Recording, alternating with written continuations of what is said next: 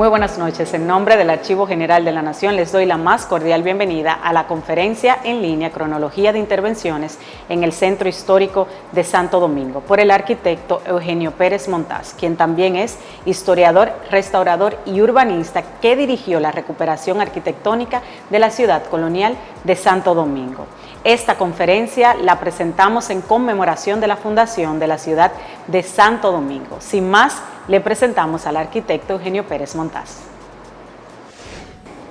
En el ámbito de este pequeño museo del Archivo General de la Nación, inicio una charla que hemos titulado Cronología de Intervenciones en el Centro Histórico de Santo Domingo. Estoy tratando de recopilar todos los antecedentes que acompañaron un programa que se inició hace ya más de 50 años para poner en valor y restaurar, de acuerdo con las normas internacionales, el centro histórico de la ciudad de Santo Domingo. Pero siempre que tengo la oportunidad de hablar de este tema, les recuerdo a los que me escuchan, como ustedes, que la ciudad de Santo Domingo es un fenómeno que se da a través de varios episodios y que además está situado en la historia, en el tiempo y en el espacio. El espacio de Santo Domingo, es decir, el sitio, la región, era un lugar ubérrimo que aparentemente fue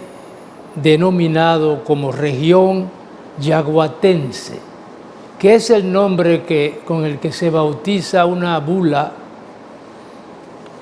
del Vaticana, con el que se nombraron los primeros obispos de la región del Caribe y que afectó de alguna manera, con propósitos de evangelización y organización de la isla de Puerto Rico y la isla española. Esa región yaguatense era muy extensa y rica en aguas fluviales. Los ríos dominantes, naturalmente, fueron de este a oeste, es decir, de oriente a occidente, el Ozama, que es el nombre que utilizamos para uno de mis libros, que se llama La ciudad del Ozama, que es Santo Domingo, el río Jaina,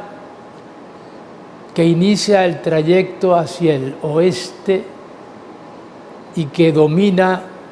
la región en su parte central, el Nigua, que cruza de norte a sur la ciudad de San Cristóbal, que estuvo activa por distintas razones desde el inicio del período colonial, y el Nizao, en el extremo de la región, y entre los cuales estos dos últimos, el Nigua y el Nizao, se extiende un valle casi plano que fue un granero para nutrir la ciudad de Santo Domingo toda la vida. Pero en ese valle, además, que también se le llamó en alguna ocasión la región de los ingenios, podría considerarse como una especie de extensión del ámbito territorial de la ciudad de Santo Domingo. La cronología de intervenciones, que es el tema que quiero desarrollar más adelante, se inicia pues con el conocimiento de la región yaguatense. Hay un documento del siglo XIX, un documento cartográfico, elaborado por un ingeniero a quien se le encargó no solamente estudiar la región, sino trazar las vías para su desarrollo y principalmente un ferrocarril que salía del puerto de la ciudad de Santo Domingo y se extendía por las zonas centrales de la región y cruzaba naturalmente el río Jaina primero y el Nigua. El trazado de Tomaset, que aparece en un plano de finales del siglo XIX y en un informe que se utilizó para una exposición que se llevó a cabo a finales de ese siglo en la ciudad de París, registra minuciosamente la región y sus asentamientos. Y además las describe en un memorial que está al alcance de ustedes en pocas publicaciones, pero particularmente una de ellas, que fue además de transcrita, fue publicada nuevamente para el centenario de la República. La cronología, naturalmente, de las intervenciones del centro histórico, que es el motivo principal de esta charla, a pesar del interés que tuvo siempre el pueblo dominicano por la conservación de los monumentos históricos, nunca se organizó para que fuera un programa continuo hasta que no se alcanzó un momento dramático. A raíz de la Guerra de Abril, como le llaman algunos, del año de 1965. El estado en que quedó el centro histórico de la ciudad obligó al gobierno a prestarle atención. Pero ese interés había nacido un año antes a través de un programa que estuvo a cargo de la Oficina Nacional de Planificación, en la que elaborábamos entonces un grupo de profesionales, entre los cuales me encontraba yo. Y recuerdo que utilizo la memoria para eso, que logramos que las Naciones Unidas, el Programa de Desarrollo de las Naciones Unidas y la Organización de Estados Americanos colaboraran con nosotros para conseguir asistencia técnica, que desde luego era necesaria por la ausencia de recursos humanos suficientemente preparados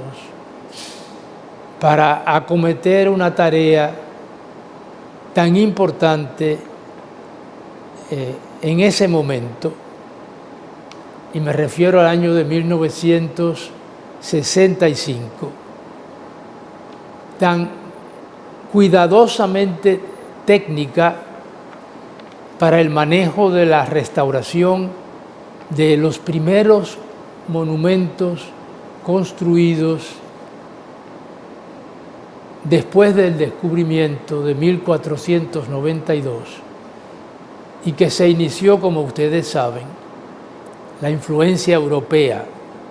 en el Caribe y América, en la Isabela, en la Navidad, en la ruta que trazó Cristóbal Colón para acometer el gobierno del territorio recién descubierto y que se extendía por el Cibao, pasando por Santiago, La Vega y los lugares que él fue descubriendo y marcando con fortalezas y asentamientos humanos minúsculos hasta alcanzar en 1498 la fundación en la zona oriental del río Sama de la Nueva Isabela, la ciudad de Santo Domingo, que no era ciudad, pero que tuvo naturalmente el gobierno de lo que era una ciudad en esa época, que era su ayuntamiento. Ese territorio ha sido devastado, ha desaparecido, y sus huellas arqueológicas apenas subsisten en el medio de edificaciones modernas que comenzaron a llevarse a cabo en el siglo XIX, pero con mayor vigor en el siglo XX, en la época de Trujillo. Salvar ese sitio histórico sigue siendo un objetivo de los programas que cronológicamente vamos a comentar. Y de hecho, después de trasladar la sede de la capital de la isla española, que fue capital de América, por instrucciones de los reyes católicos, aparece en la margen occidental del río Sama la fundación que es el objeto de la presente charla, la ciudad de Santo Domingo, a secas, tal cual, manejada por un hombre importante que lleva por nombre Nicolás de Obando, que cumplía las instrucciones de los monarcas españoles para crear un asentamiento que pudiera servir de sitio desde donde gobernar el Nuevo Mundo. Y los primeros monumentos, edificaciones, sedes de instituciones gubernamentales y viviendas se construyeron junto al río Sama. La Casa de Contratación, creada en 1503 y que hoy se ha convertido en el Palacio de las Casas Reales, sirvió como eje de una calle que se llama de la Fuerza y que se inicia con ese palacio y termina en la fortaleza de Santo Domingo, que fue probablemente una de las primeras edificaciones que decidió Nicolás de Obando, el comendador de Lares, construir para la nueva ciudad. Al mismo tiempo, viviendas que todavía se mantienen en la calle de la Fuerza, también llamada de las Damas, el Palacio de Gobierno, de las Casas Reales, la Casa de Contratación, el Palacio de la Real Audiencia y el Palacio de los Capitanes Generales. Pero la cronología moderna para el manejo del centro histórico, que fue creciendo hasta aquel trazado manipulado por Nicolás de Obando I y por sus sucesores a lo largo de los años hasta 1520, 1530 y 40, cuando ya adquiere una fisonomía de ciudad importante, logró conservarse a lo largo de los siglos XVI, XVII, XVIII, XIX y XX hasta nuestros días. Vuelvo y digo, para 1965 y como corolario de la guerra civil, la Guerra de Abril, los gobiernos de la República decidieron intervenir el centro histórico formalmente. Y ahí se inicia un programa que comenzó con un inventario de los recursos patrimoniales, que era lo primero que había que hacer, y que está compuesto en forma simple de grandes monumentos y pequeños monumentos. Monumentos civiles, monumentos religiosos, monumentos militares y servicios públicos, que también son monumentos, y otros que no son materiales, que son monumentos inmateriales que conforman la estructura, que le da vida y razón de ser a todas las ciudades en el hemisferio. Y desde luego que se lo dio a la ciudad de Santo Domingo, capital del Nuevo Mundo. Nuestra cronología se inicia con un proyecto y con una intención de proyecto. En el año de 1956, en un gobierno provisional que se instaló para manejar la República, y otro definitivo, producto de unas elecciones organizadas en ese momento, un grupo de ciudadanos importantes encabezados por don Enrique Apolinar Enríquez, en el primer gobierno del doctor Joaquín Balaguer, creó un programa que se llamó la Comisión Temporal de Ornato Cívico. Y se inició así lo que yo llamo el programa provisional y fundamental que aparece en nuestra cronología. Para entonces se decidió, con recursos del presupuesto nacional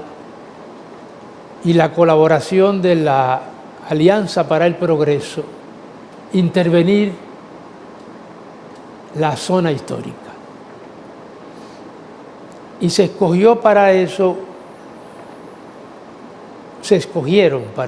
4 plazas. La primera fue la plaza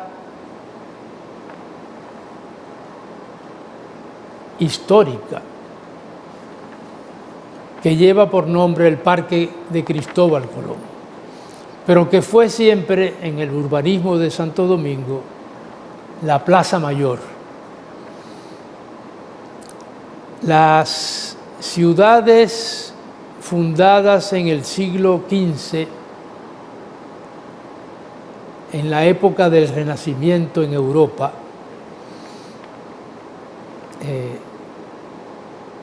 seguían los principios del urbanismo romano, que se apoyaban en un trazado cuadricular con un centro, que era un centro cívico donde estaban los poderes del Estado. En Santo Domingo eso ocurrió en el trazado que hizo Nicolás de Obando, pero se puede notar la tradición urbanística romana no solo en la Plaza Mayor, sino en las calles principales, dos de las cuales siempre fueron una siguiendo el norte y el sur y otra siguiendo el este y el oeste. En el cruce de esas dos calles estaba la Plaza Mayor, que es la plaza de Colón, donde se construyó para 1521 la Catedral Metropolitana de Nuestra Señora de la Encarnación y de Santo Domingo.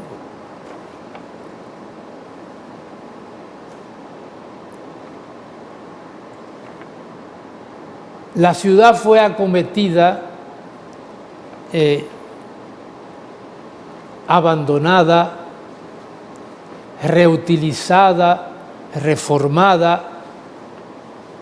modificada a lo largo de los siglos. Y al llegar a nuestra época, el inventario de 1964 de la Oficina Nacional de Planificación puede registrarse como el primer ingrediente de una serie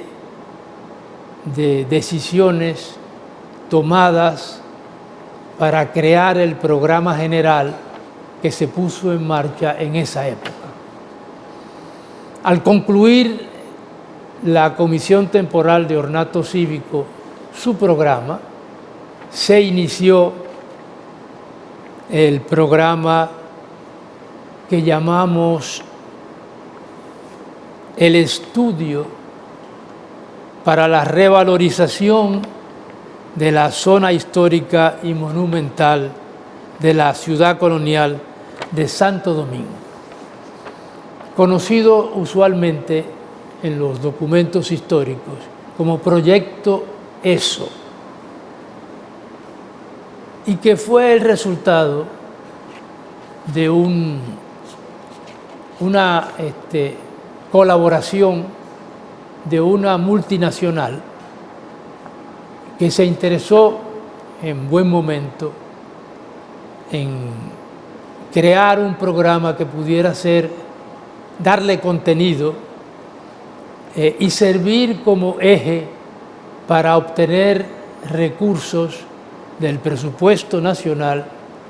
y de los bancos internacionales vigentes entonces y vigentes ahora. Dando un salto desde el año 1966 hasta el año 2020, estamos ahora en el 2022, aquel primer proyecto,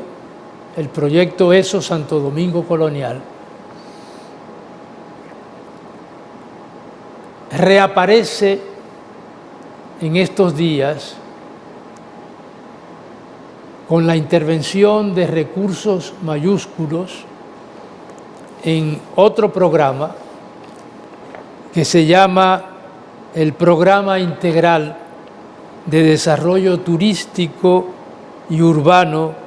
de la Ciudad Colonial de Santo Domingo. Patrocinado por el gobierno dominicano, manejado por el Ministerio de Turismo y financiado por el Banco Interamericano de Desarrollo, BID. participando naturalmente en su configuración en la cúspide de una pirámide. También el Ayuntamiento del Distrito Nacional, que al fin y al cabo, como pasa en todas partes, configura el gobierno de la ciudad. Pero también participa intensivamente el Ministerio de Cultura. Ministerio de Cultura, Ayuntamiento del Distrito Nacional y Ministerio de Turismo, a cuyo cargo está la administración del programa BID MITUR, han venido trabajando en varias etapas un importantísimo programa, solo superado por el programa que hemos mencionado, el proyecto ESO, con el que se inició la cronología de intervenciones en el centro histórico de Santo Domingo. El proyecto ESO, para no cansarlos, fue un gran proyecto. Generó además las primeras grandes intervenciones en el centro histórico. Logró además manejar zonas completas del centro histórico y además crear el gobierno para 1967 de la Oficina de Patrimonio Cultural, que tenía una misión y tiene una misión territorial total en la República, uno de cuyos componentes, desde luego, es el mayor y más importante centro histórico del país, que es el con el cual comenzamos esta charla, que es la ciudad de Santo Domingo y su entorno, que además fue creciendo con los años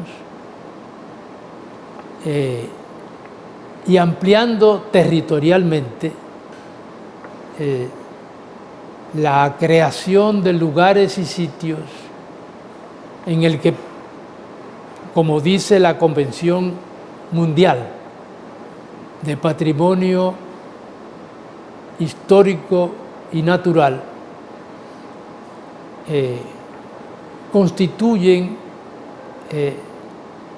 un programa en el que está obligada la República a defender el valor patrimonial de sus componentes, no solo para servir al turismo internacional, sino para servir a la cultura nacional de la República y a la cultura de todo el mundo. Santo Domingo es ya miembro de ese importante grupo de monumentos internacionales que han sido declarados Patrimonio Mundial.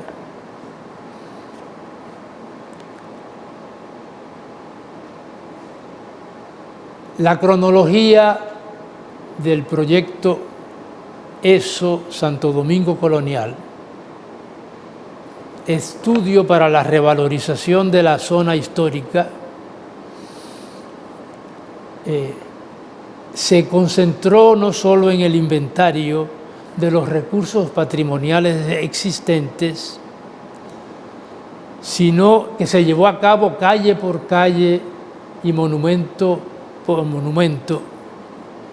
sino que elaboró una serie de planos, los primeros que se hacían en el país,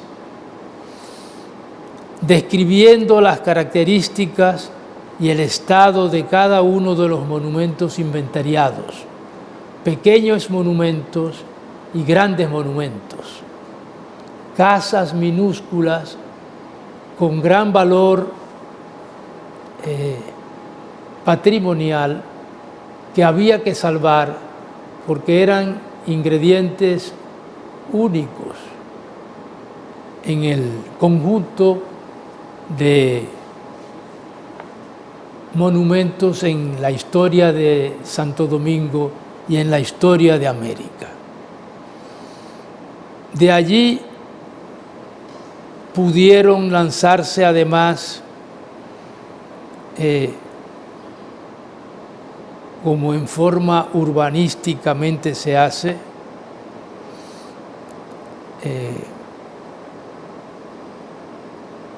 los planos de las zonas ambientales de Santo Domingo y registrar cartográficamente los documentos que denominamos en esa época Zona Monumental de Restauración Urbanística, que cartografió la ciudad virreinal marcada por los conventos perimetrales, los hospitales como el de San Nicolás de Bari y el único que ha pervivido hasta nuestra época y que se llama hoy de el Padre Villini, pero que fue el hospital de San Andrés, y también el hospital de San Lázaro en las afueras del centro histórico, naturalmente para curar los enfermos de lepra. La cartografía del proyecto ESO, en la que nosotros colaboramos intensivamente, registró además el Palacio Virreinal, que conformaba el primer centro junto al desembarcadero de aquella ciudad creada en el siglo XVI. Se registraron consecuentemente las atarazanas reales y todas las casas góticas del balcón que miraba al río Sama, entre los cuales estaban las primeras casas de América, las primeras casas europeas de América. Desde el Alcázar de Diego Colón hasta la fortaleza de Santo Domingo. Otros documentos cartográficos recogen distintos inmuebles y monumentos. Años después se publicó un estudio. No hay como manejar la cartografía ni los estudios, y desde luego no hay como manejar la cronología de un proceso que ya tiene 60 años si no nos ocupamos de dos cosas fundamentales. Primero, crear recursos humanos, cosa que se puso en práctica, especializando arquitectos conservadores para atender los monumentos. Naturalmente hay fallas en ese proceso y vacíos que todavía hay que llenar y que en aquella época se fueron ocupando con la contratación de recursos humanos venidos de otros países como España, Francia o Italia, para consolidar el grupo de profesionales que tenía a su cargo la responsabilidad de llevar a cabo los proyectos. Pero de aquella época, en la década del 60 y en la década del 70, se crearon por lo menos dos grandes proyectos. El primero fue el trabajo de las atarazanas reales,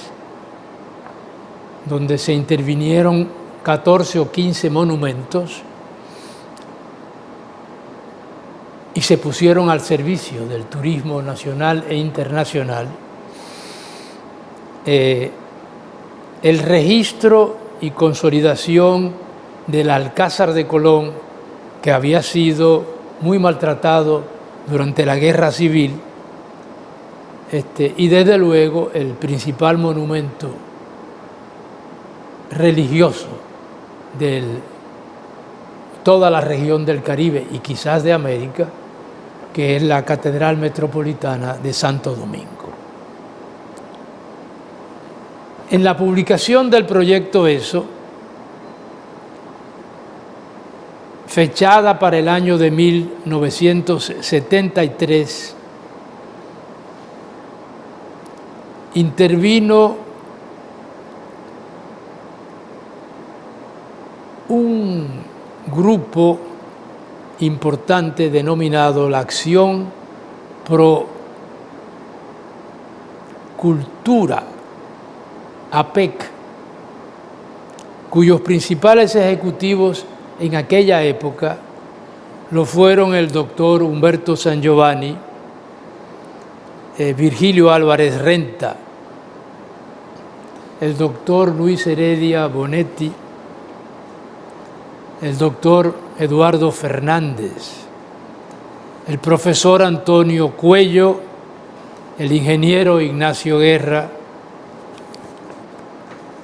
quienes contrataron a un grupo de asesores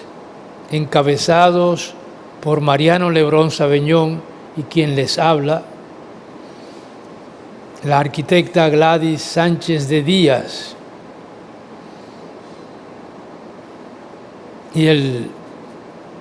y otros más, entre ellos Fran Marino Hernández y el doctor Herrera, director del Listín Diario, para elaborar la publicación que finalmente salió en el año mencionado. El prólogo de esa edición le fue otorgada al doctor Joaquín Balaguer y se inicia de la siguiente manera.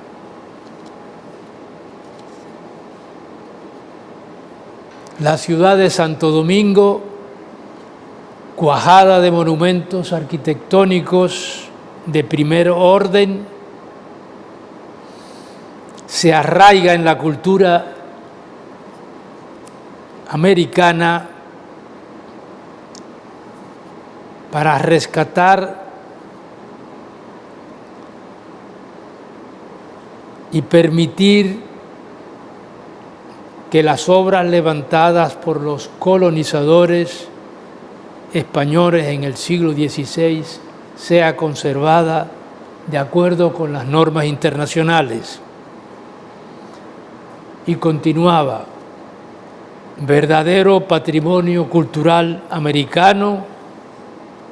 el ámbito colonial de Santo Domingo se presentará de nuevo a todos los que aman las grandes proezas del pasado, con el esplendor y la belleza con que surgió de las manos de los artífices que labraron con tanto amor las nobles piedras que han resistido el embate del tiempo. Concluía con esta frase: esta obra, se refiere al libro,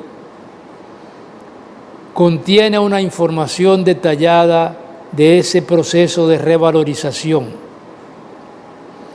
que por la valiosa iniciativa de los que la han patrocinado servirá para la mejor orientación de los estudiosos y las instituciones del gobierno nacional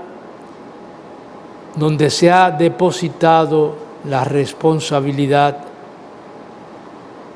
para ejecutar los proyectos de restauración, consolidación y ambientación de la zona histórica. Los textos que acompañan las gráficas estuvieron encabezados por Rafael Herrera, Fray Vicente Rubio y otros distinguidos escritores y especialistas. Ellos, en los textos de ese estudio, nos recordaban que 4 de los más importantes historiadores de las Indias vivieron y escribieron en Santo Domingo. Gonzalo Fernández de Oviedo, el obispo Alejandro Geraldini, Fray Bartolomé de las Casas y Juan de Castellanos. Los textos nos recordaban que los escritos de esos cronistas son la mayor fuente de la primitiva historia del Nuevo Mundo. Por ejemplo, Geraldini, en su itinerario de las regiones subequinocciales, escrito en latín, describe a Santo Domingo a su llegada en 1520 de la siguiente manera: quedé admirado de ver tan ínclita ciudad fundada hace el breve tiempo de 25 años, porque sus edificios son altos y hermosos, su puerto capaz de contener todos los navíos de Europa, sus calles anchas y rectas, que con ellas no sufren comparación las calles de Florencia. Geraldini describe una ciudad suntuosa, próspera, disipada e inclinada hacia las grandes aventuras del descubrimiento y la conquista, donde la pasión del lujo y la ostentación de sus habitantes persistía hasta las épocas de mayor miseria y decadencia. A su vez, Gonzalo Fernández de Oviedo, alcaide de la fortaleza de Santo Domingo, a donde se trasladó desde Panamá, y residente durante muchos años en Santo Domingo, escribió en la fortaleza de esta ciudad su historia general y natural de las Indias. Fue alcalde de ella desde 1533 hasta 1557 y decía que Santo Domingo, en cuanto a sus edificios, ningún pueblo de España, aunque sea Barcelona, le hace ventaja. El asiento mucho mejor, porque las calles son llanas y anchas, y porque fue fundada en nuestros días y en nuestros tiempos y trazada con regla y compás. Esta es una ciudad nueva, bien planeada, que ha de servir de modelo a todas las ciudades de América. Fray Bartolomé de las Casas, al apóstol de los indios, comenzó su apologética histórica de las Indias en el convento dominico de Puerto Plata para 1527 y menciona la ciudad de Santo Domingo, que ya cumplió su 5º centenario de la siguiente manera. Tiene la comarca de esta ciudad los mejores materiales para edificios que se puedan hallar en alguna parte, así de cantería como de piedra para cal, la tierra para las tapias y para el ladrillo y las tejas barriales. En cambio, Juan de Castellanos, el poeta, que escribió las elegías de los varones ilustres de las Indias, dice que esta población tan compasada está que ninguna sé yo mejor trazada. Así toda la fila de cronistas, obispos, memorialistas, gobernadores, virreyes, fueron dando una visión esplendorosa de Santo Domingo. Cada personaje que vivió en ella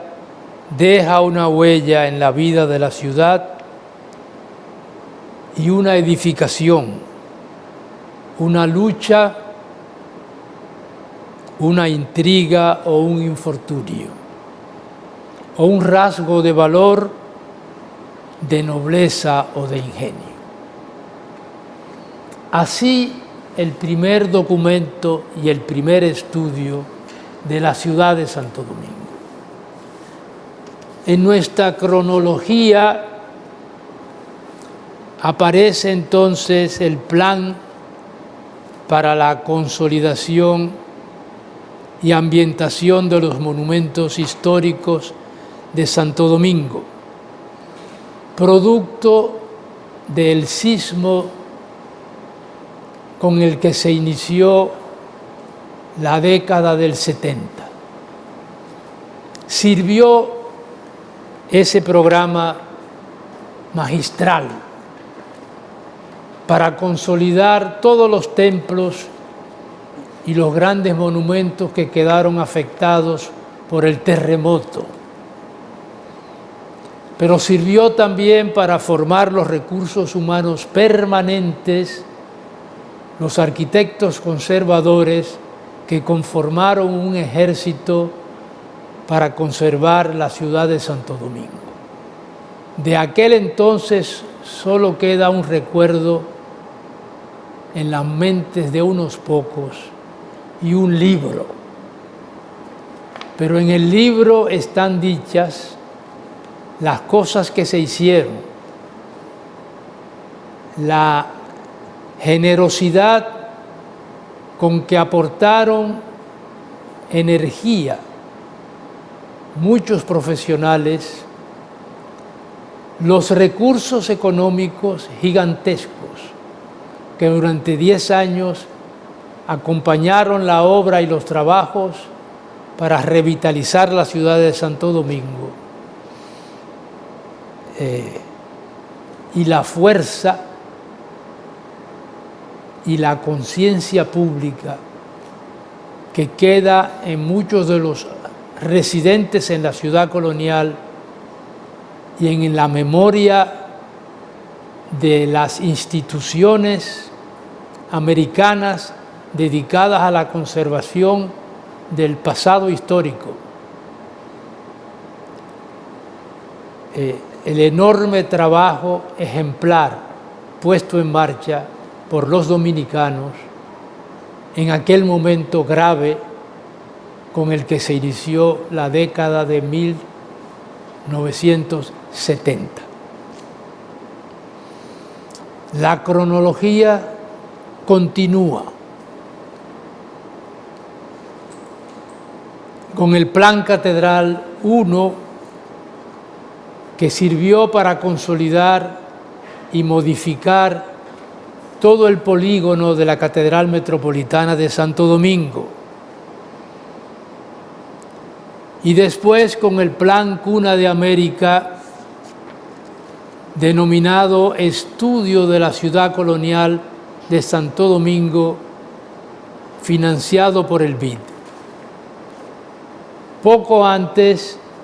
nos preparamos para la celebración del 5º centenario de la ciudad colonial. Y el programa puesto en marcha, gigantesco,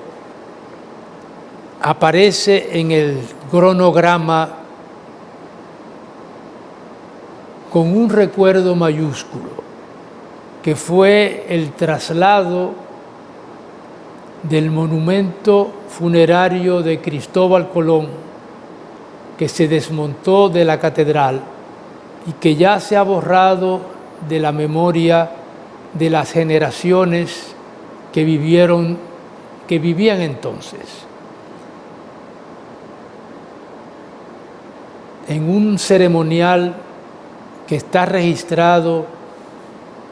por el mayor y más moderno de todos los archivos, que es la ciencia de la película, de la televisión y de la fotografía, el momento en el que una procesión de militares y de obispos y del pueblo caminó desde la catedral hasta el Faro a Colón para depositar las cenizas del gran almirante. En la cronología, como les decía, aparece el resumen ejecutivo del estudio de la ciudad colonial en 1999. El cardenal López Rodríguez escribió el prólogo, que se inicia con las siguientes palabras: las diligencias ante el Banco Interamericano de Desarrollo fueron iniciadas por mí, decía el cardenal. Viajé a Washington en compañía del licenciado Bienvenido Brito, economista al servicio del patronato de la ciudad colonial, y quien era entonces director ejecutivo del Fondo para la Protección de la Ciudad Colonial. Ambas instituciones han desaparecido recientemente. En otra ocasión tendré oportunidad de hablarles sobre ellas. Me concentro en lo que decía el cardenal en su prólogo del estudio de 1999, conocido como Plan Cuna de América. El proceso produjo roces que aún no han sido superados, pero hoy podemos publicar el resumen ejecutivo del estudio llevado a cabo por la empresa Arquitectura, Urbanismo y Cooperación, contratada por el BID, con recursos facilitados por el Fondo Español, administrado por esa entidad bancaria. El director nacional del estudio estuvo a cargo de la persona que les habla. Y en el prólogo del BID aparece mencionado un organismo que ha hecho un trabajo sensacional y aparece en toda la cronología de intervenciones que estamos comentando. Se trata del capítulo dominicano del Consejo Internacional de Monumentos y Sitios,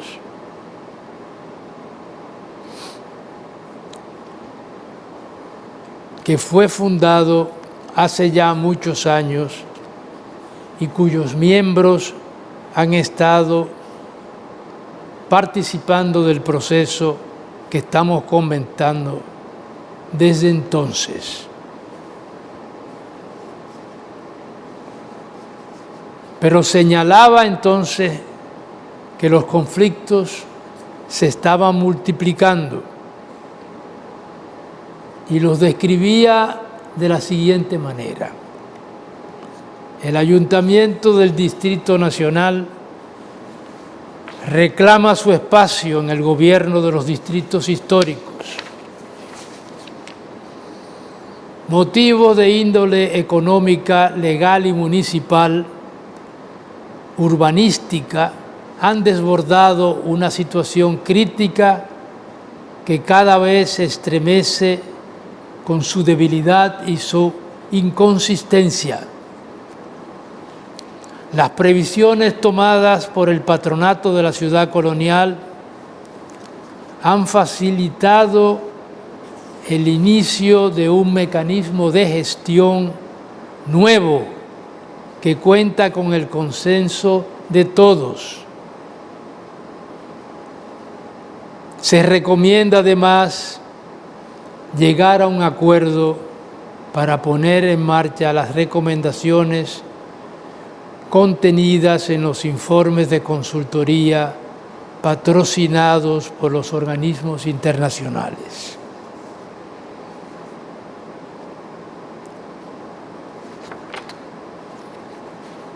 Concluyo con los comentarios del proyecto BID de 1999. La cronología continuó a partir del año 2000 hasta nuestros días, con dos componentes adicionales con los cuales voy a concluir mi participación. El primero, el proyecto denominado Estudio para la Ciudad Colonial y el Plan de Revitalización de la Ciudad Colonial de los años 2004 a 2007, denominado Plan Lombardi. El Plan Lombardi entró en ejecución por parte del Ayuntamiento del Distrito Nacional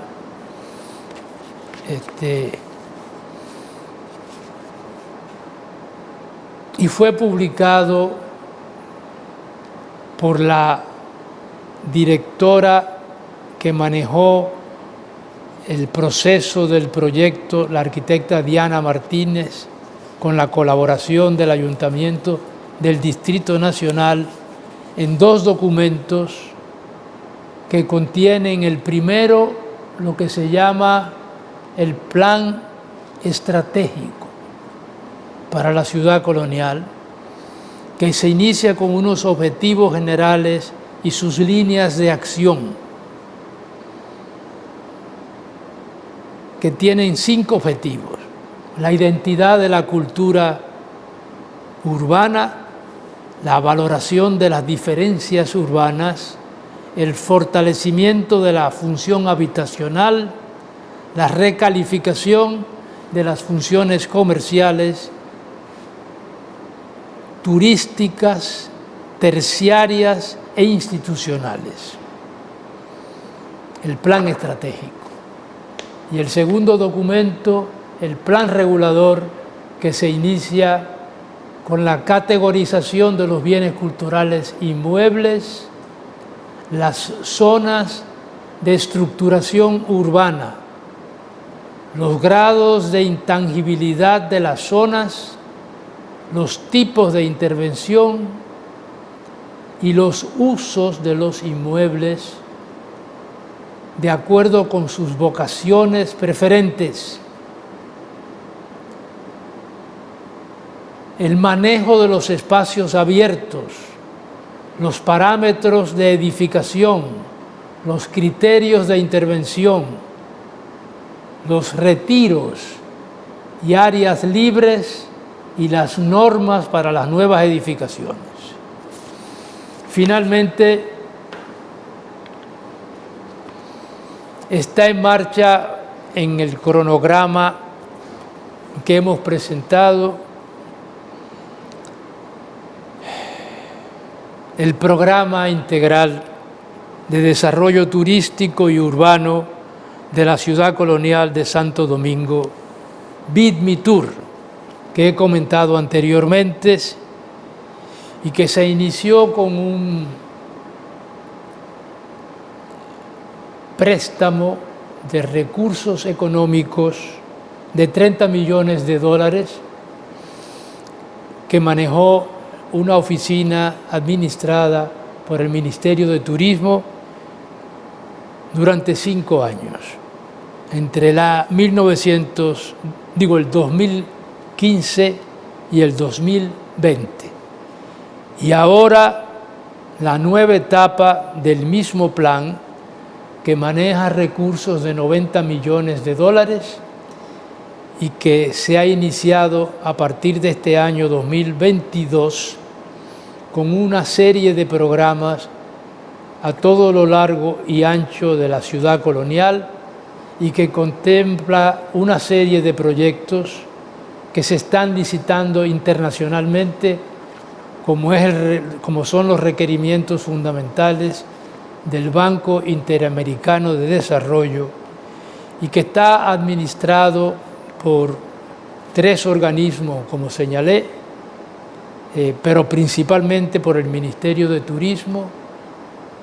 y que va a intervenir, creo que en estos días, la restauración de la calle del Conde, la revitalización de 4 museos, entre los cuales está el Museo de las Casas Reales, el Museo de la Fortaleza, el Museo de la Catedral en la antigua Cárcel Real frente al Parque Colón y el Museo del Alcázar de Colón. Muchas gracias por escucharme. Con esto concluyo mi charla denominada Cronología de Intervenciones en el Centro Histórico de Santo Domingo. Muchas gracias. Agradecemos al arquitecto Eugenio Pérez Montaz por aceptar nuestra invitación para la presentación de esta conferencia Cronología de Intervenciones en el Centro Histórico de la ciudad de Santo Domingo. También les agradecemos a todo y cada uno de ustedes los que se unen a nosotros cada jueves en esta programación de actividades que presentamos especialmente para ustedes. Les invitamos a seguirnos aquí en nuestro canal de YouTube y también en nuestras demás redes sociales AGN RD. Muchísimas gracias por su acostumbrada compañía y nos vemos en una próxima ocasión.